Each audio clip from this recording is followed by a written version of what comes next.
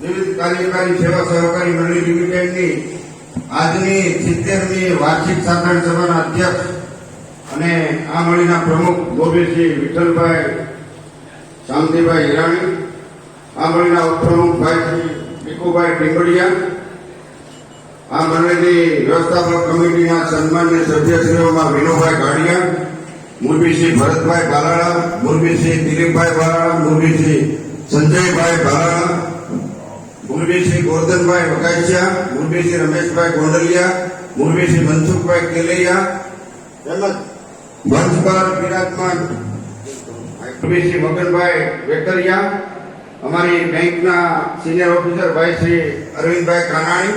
આજે તમને હમણાં બે બાબતોની ખેતી વિશે અંગે સભ્યશ્રીઓ, આ મંડળીના કર્મચારી ગણમાં ભાઈ શ્રી રવિભાઈ કોડાભાઈ ગુણાગરિયા, ભાઈ શ્રી ધર્મેશભાઈ કાડિયા, ભાઈ શ્રી ચેતનભાઈ કલકાણી, ભાઈ શ્રી ધીરુભાઈ અને ભાઈ શ્રી ભાવિનભાઈ ડોંગા અહીંયા ઉપસ્થિત, હમણાં પ્રશ્ન કર્યો તેવા કિશોરભાઈ બાલાળા અને આજના આમંત્રણને માન આપીને ઉપસ્થિત આપણા પત્રકાર ભાઈ શ્રી સમીરભાઈ કુરેજી અને આજની સાધારણ સભામાં મંડળીના આમંત્રણને માન આપીને ઉપસ્થિત સર્વે આદરણીય સભાસદ ભાઈઓ અને યુવાનો અને મિત્રો, આજે વાર્ષિક સાધારણ સભાની અંદર સૌ પ્રથમ તો હું યાદ કરવા માંગુ છું સ્વર્ગસ્થ અર્જણભાઈ વેલજીભાઈ માંગરોળિયા એટલે અર્જણ બાપાને હું યાદ કરવા માંગુ છું. કારણ કે બગસરા ક્ષેત્રની અંદર સહકારી પ્રવૃત્તિની કોઈ શુભારંભ કર્યો હોય તો એનો યશ ખરેખર અર્જણ બાપાને જાય છે. એટલે આપણે આજે એને યાદ કરી અને એને આજીવન ભેખધારી બનીને આ સંસ્થાને મજબૂત કરવામાં એમણે જે યોગદાન આપ્યું છે એ આપણા પથદર્શક અને માર્ગદર્શક ગયા છે. તો આજનો સાધારણ સભાનો પ્રસંગ એવો છે કે આપણા આદ્ય સ્થાપક મંડળીની રચના કરનાર, મંડળીને મજબૂત કરીને આપણને સંચાલન સોંપનાર એવા સર્વે સ્વર્ગસ્થ અર્જણ બાપા, સ્વર્ગસ્થ શંભુભાઈ ગોંડલિયા, સ્વર્ગસ્થ રાણાભાઈ ભાલાળા, સ્વર્ગસ્થ બાવનજીભાઈ, આ સૌને અને જે અગાઉ જે લોકો વ્યવસ્થાપક કમિટીમાં હતા અને હાલમાં આવ્યા જ નથી એવા સન્માન્ય હોદ્દેદારો, સન્માન્ય સભાસદોને આજે આપણે યાદ કરીને એને જે આજીવન ભેખધારી બનીને એને જે આ મંડળીમાં સેવાઓ આપી છે એ સેવાઓને અંજલિ આપવાનો અને એમના પ્રત્યે ઋણ વ્યક્ત કરવાનો આપણા માટે આજનો આ એક દિવસ છે. આજે હું જરૂર કહીશ, આપણે સૌ સહકારમાં વિદાય પણ ગયા છે. મિત્રો હું અહીંયા જોઉં છું કે આપણે દરકાર કરે અને કાળજી રાખે ને એને સહકારી પ્રવૃત્તિ કહેવાય. અમારે એટલા માટે જોવું છે કે હજી આપણા સભાસદોમાં જે ચેતના અને જાગૃતિ જોઈ, જે જાગૃતિનો અભાવ છે અને પરિણામે હમણાં ભાઈ આપણે વિનુભાઈએ ગામ હાથ ગામનું આ કાર્યક્ષેત્ર છે. આ મંડળી ગામમાં બગસરા શહેરથી માંડી ડેરી પીપરિયાથી માંડી તમામ ગામના એને જે વિગતવાર આંકડા આપ્યા કે ભાઈ આટલી સભાસદ સંખ્યા છે, એમાંથી આટલા લોકોની જ આર્થિક સહભાગીદારી. એનો અર્થ એમ થાય કે મંડળીની અંદર સભાસદોનું જે યોગદાન હોવું જોઈએ, મંડળીમાં સભાસદોની ચેતના અને જાગૃતિ હોવી જોઈએ, એમાં આપણે પૂરેપૂરી બેદરકારી છે અને નિષ્કાળજી છે. હું જાહેરમાં કહેવા માંગુ, જ્યાં સુધી સભાસદો જાગૃત નહીં થાય ત્યાં સુધી કોઈ પણ સહકારી સંસ્થાનો વિકાસ પૂર્ણ રીતે ક્યારેય વિકસિત થવાનો નથી.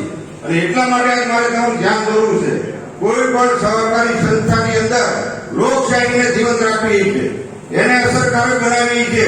અને આ બેઠેલા સભાસદો મારી સામે બેઠા છે, એમાં જો ચેતના અને જાગૃતિ જો લાવવી છે તો દરેક સભાસદોએ શિક્ષણ, તાલીમ અને માહિતી મેળવી અનિવાર્ય છે. આવશ્યક છે એટલું નહીં, સહકારી ક્ષેત્રને ઉજાગર કરવા માટેની મોટા મોટી વાત.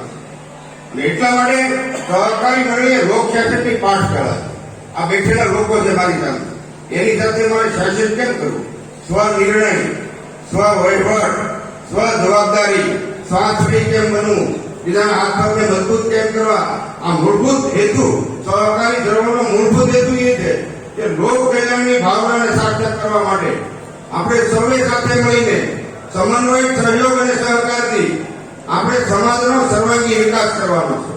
અહીંયા આપણો પોતાનો તો વિકાસ કરી જ, સ્વરના વિકાસ સાથે સર્વનો વિકાસ કરવાનો છે. એટલા માટે તો મિત્રો સહકારી મંડળીની રચના કરવામાં આવે. સહકારી મંડળીની રચના કરવાનો મૂળભૂત હેતુ એ છે સામાજિક ઉત્તરદાયિત્વ નિભાવવાનું છે.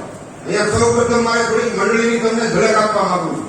મિત્રો સાધારણ સભામાં આવવું એટલે બેસવું કે જમવું એટલું સીમિત નથી. તમને મળેલી આ સાધારણ સભા એવી છે, સહકારી ક્ષેત્રમાં કોઈ પણ સહકારી સંસ્થાનું નાણાકીય વર્ષ પૂરું થાય એટલે 6 માસમાં એવી સભા એમાં તમામ સભાસદો હાજર રહી શકે, પોતાના વિચારો, અભિપ્રાયો, ખ્યાલો અને મંતવ્યો રજૂ કરી શકે, વિચારોનું આદાન પ્રદાન કરી શકે અને મંડળીના વિકાસની અંદર પોતે સહભાગી બને. એટલા માટે આ વાર્ષિક સાધારણ સભાનું આયોજન સહકારી ક્ષેત્રમાં કરવામાં આવ્યું છે. અહીંયા માજી કર્મચારી વીડી ગોંડલિયા બેઠા હતા, અહીંયા ખસકાતા હતા, પણ મારે એને ધન્યવાદ આપવા છે. એને કીધું ને કે સન્માન કરવું છે. એ ઘડીક ઉભા નહોતા થતા, પણ તમારી સેવા અને પોપટભાઈ ત્યાં બેઠા છે, એને પણ મારી યાદ કરવા પડે. એને પણ ભલે નિવૃત્ત થયા, પણ એને પણ આ મંડળીના વિકાસની અંદર આ ઈંટને મજબૂત કરવા માટે એનું પણ મોટા મોટું યોગદાન છે. કહેવાનું મારું તાત્પર્ય એ છે કે આજે મંડળીની પરિસ્થિતિની તમને બધાને ખબર હોય, ફરીવાર ઝલક આપવા માંગુ.